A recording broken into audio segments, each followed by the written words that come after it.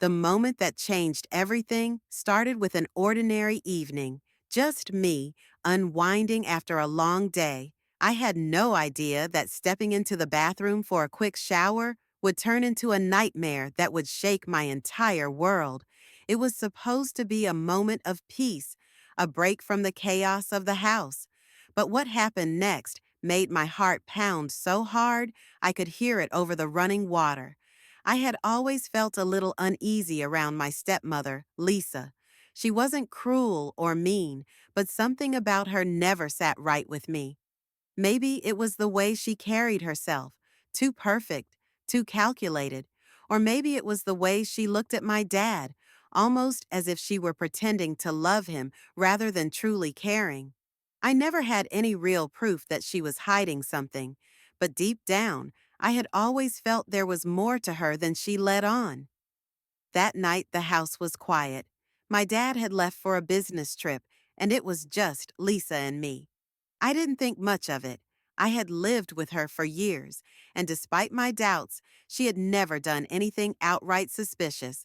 So, as I closed the bathroom door behind me and let the warm water wash over my skin, I finally let my guard down. But that was a mistake. A sound, a faint rustling, made me pause. At first, I thought I had imagined it. The house tended to creak at night, and sometimes the wind rattled the windows. But then I heard it again. Footsteps, soft but deliberate. My pulse quickened. I turned off the water, standing completely still, listening. That's when I heard her voice, low, hurried, and almost breathless. It was coming from right outside the bathroom door. At first, I thought she was talking to me, but then I realized she was whispering to someone else. I held my breath, straining to hear. Her words were muffled, but I caught pieces of the conversation, and those pieces shattered everything I thought I knew. She laughed, softly, almost flirtatiously. Then she said something that sent chills down my spine. "He has no idea. I wish you were here instead." My stomach dropped. Who was she talking to? And more importantly, what did she mean? My dad wasn't home, and if she was saying she wished someone else was there instead, I didn't even want to finish that thought. I felt frozen in place, my mind racing. I had always suspected she was keeping secrets, but this was worse than I ever could have imagined. I wanted to burst out of the bathroom and confront her, demand answers, but my body refused to move. I was stuck between fear and the overwhelming need to know the truth. And then, just as suddenly as the conversation had started, it stopped. Silence filled the air, thick and heavy. I heard footsteps again, moving away from the door. My heart pounded against my ribs. Did she know I was listening? What would happen if she found out? I knew one thing for sure. This wasn't over. Not even close. I stayed in the bathroom for what felt like forever, my mind racing with questions I didn't want to answer. Who was she talking to? How long had this been going on? And worst of all, what would my dad do if he found out? My hands were shaking as I slowly reached for my towel, wrapping it around myself as quietly as I could. I didn't want Lisa to hear me. If she realized I had been listening, I had no idea how she would react. I took a deep breath and pressed my ear against the door. Nothing, just silence. Had she left? Was she still standing nearby, waiting? My heart pounded in my chest as I turned the knob ever so slightly. The door creaked, a sound so small, but in that moment, it felt deafening. I froze, waiting to see if she noticed. Still, nothing. Slowly, I peeked out. The hallway was empty, dimly lit by the soft glow of a nightlight near the stairs. My room was just a few steps away, but those steps felt like a mile. I hurried across the hall and shut my door as gently as possible, pressing my back against it. My breathing was shallow, my mind still trying to piece everything together.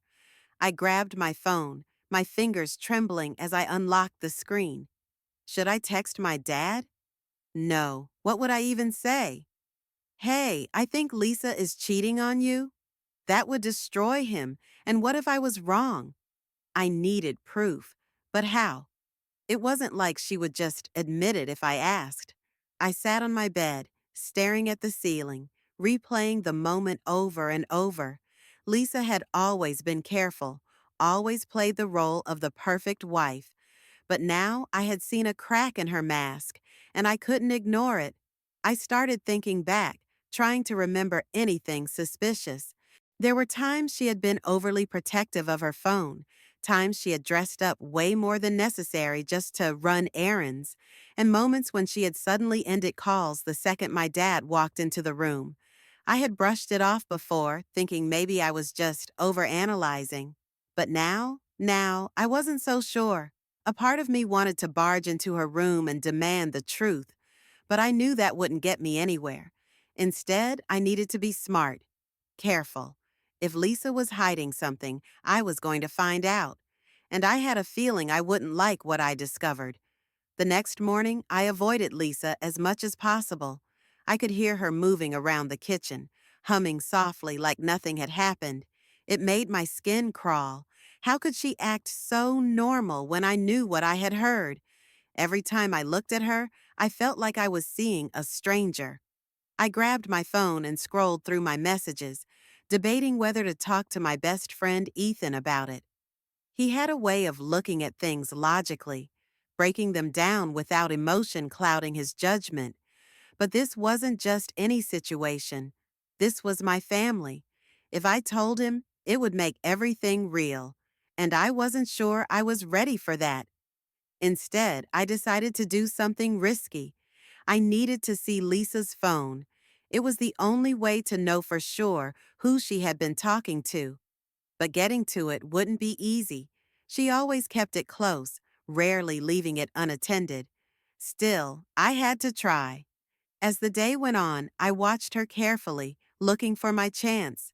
Finally, after lunch, she left it sitting on the counter while she stepped outside to take a call. My heart pounded as I moved toward it, my fingers trembling as I picked it up. The screen was locked, of course, but my stomach twisted when I saw a notification flash across the top. A name I didn't recognize, a message that made my blood run cold. Last night was amazing. Can't wait to see you again. I barely had time to process it before I heard footsteps behind me. I turned, my breath catching in my throat. Lisa was standing in the doorway, her eyes locked onto me, and she knew. For a moment, neither of us moved.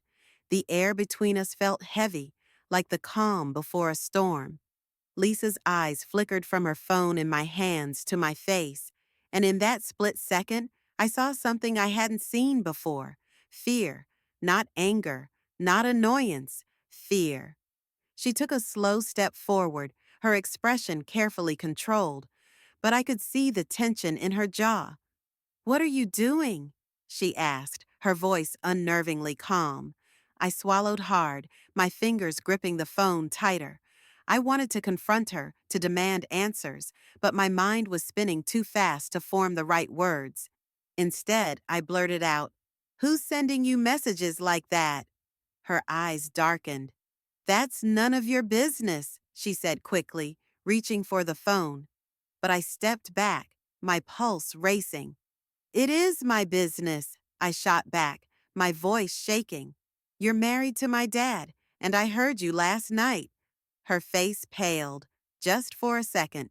Then, as if flipping a switch, she forced a small laugh. "You're being ridiculous," she said. "You misunderstood." I shook my head. Number I didn't. She stared at me, her fingers twitching at her sides. I could tell she was scrambling for an excuse, something that would make me doubt what I knew. But there was nothing she could say now. The proof was right in front of me. Then her expression changed. The fear disappeared. Instead, she gave me a cold, almost amused look. "You really think you know everything, don't you?" she murmured. A chill ran down my spine. There was something in her voice that unsettled me. something that made me realize this was far from over. I stared at Lisa, my heart hammering against my ribs. The way she looked at me, calm, almost amused, sent a chill through my entire body. It was like she had dropped the act completely, no longer bothering to pretend. "What does that mean?" I asked, my voice barely above a whisper. She folded her arms, tilting her head slightly. "You think you've figured everything out," she said, "but you don't know the full story." I gritted my teeth. "Then tell me," I challenged.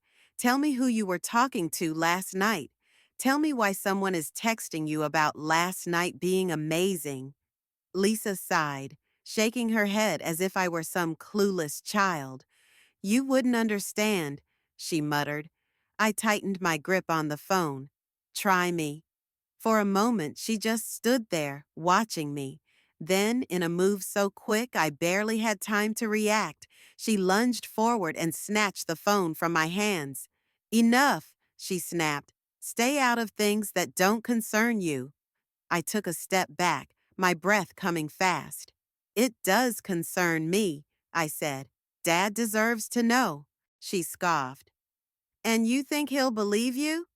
She held up the phone and tapped a few buttons. "You have no proof." Before I could stop her, she deleted the message right in front of me. My stomach twisted. She wasn't just hiding something. She was careful, calculated.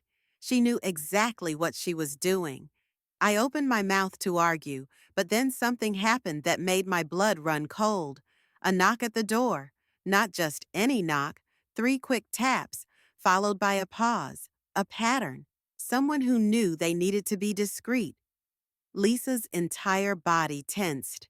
She glanced at me, her expression shifting from cold amusement to something else, panic. I turned toward the front door, my heart pounding. Who was on the other side? Was it the person she had been talking to? Lisa took a step toward the door, but I was faster. I rushed forward, grabbing the handle before she could stop me. She let out a sharp breath. "Don't." But it was too late. I yanked the door open, and standing there, staring back at me, was the last person I ever expected to see. I stood frozen, gripping the door handle as my brain struggled to process what I was seeing. The man standing in front of me wasn't some mysterious stranger. It wasn't a secret lover or some unknown threat.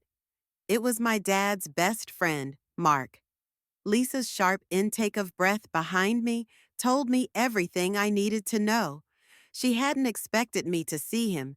She hadn't wanted me to. And that meant only one thing. He was the person she had been talking to last night. Mark's eyes darted between us, his face pale. I, he hesitated, glancing at Lisa, who was already shaking her head, silently begging him not to say anything. But it was too late. Everything clicked in my mind like pieces of a puzzle falling into place. The secretive phone calls, the deleted messages, the way Lisa had tensed when she heard the knock at the door. It was him. She wasn't just cheating on my dad. She was cheating on him with his best friend. I felt sick. My stomach twisted, my hands clenched into fists. "How could you?" I whispered, looking directly at Lisa. "With him? Dad trusts you. He trusts both of you." Lisa recovered quickly, her expression hardening. "You don't understand." "No," I cut her off, my voice rising. "I understand perfectly. You're a liar, and you've been lying to my dad for who knows how long." Mark ran a hand through his hair, looking like he wanted to disappear. "Look, I never meant for this to happen," he said, his voice weak. It got complicated." I let out a bitter laugh. "Complicated? You think that makes it okay?" Lisa stepped forward, lowering her voice. "Listen to me," she said, her tone urgent. "If you tell your dad, you'll destroy him. Do you really want to do that to him?" I stared at her, my heart pounding. It was a twisted manipulation, making me feel responsible for the damage they had caused. But I wasn't the bad guy here. They were. I took a shaky breath and met Lisa's gaze. He deserves the truth. Before she could argue, I turned on my heel and walked straight to my room, grabbing my phone. My hands trembled as I pulled up my dad's number, but just as I was about to press call, another message popped up on Lisa's phone, the one she had left on the counter in her panic. He doesn't suspect a thing. Everything is going according to plan. My breath caught in my throat. My mind reeled. This wasn't just an affair. It was something bigger, something worse. And I had only scratched the surface. My fingers hovered over my dad's contact, but my eyes stayed locked on the message glowing on Lisa's phone. He doesn't suspect a thing. Everything is going according to plan. A cold shiver ran down my spine. This wasn't just about cheating. There was something more, something calculated. My heart pounded as I scrolled up, desperate to see the rest of the conversation. But before I could read more, Lisa lunged forward and snatched the phone from the counter. Her face was pale now, her confidence cracked. "Give me that," she hissed, clutching the phone to her chest. I took a step back, my stomach twisting. "What are you planning?" My voice was barely above a whisper, but the weight of the question hung heavy in the air. Mark shifted uncomfortably near the door. "Lisa, just tell him—" "Shut up," she snapped, her eyes wild. I had never seen her like this before. The careful, composed version of her was gone. Now she just looked desperate. I took a deep breath, trying to steady myself. "I'm calling Dad," I said firmly. "I don't care what's going on. I'm telling him everything."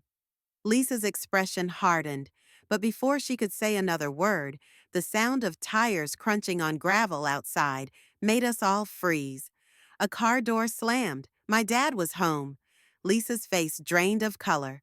She turned to Mark, panic flashing across her features. "You need to go," she whispered urgently. But it was too late. The front door swung open, and there stood my dad, looking tired from his trip, completely unaware of the storm brewing inside his own house. He glanced around at us, confusion creasing his forehead. "What's going on?" I looked at Lisa, then at Mark. This was it, my chance to expose the truth. My dad deserved to know who he was really married to, who his so-called best friend really was. But as I opened my mouth to speak, something stopped me. Lisa was staring at me, not with anger, not with fear, but with something else, a silent plea. I had the power to shatter his world in one sentence, but was I ready for what would come next? For the fallout? The weight of the moment pressed down on me, but deep in my gut, I knew what I had to do. I turned to my dad and took a deep breath. "Dad, we need to talk."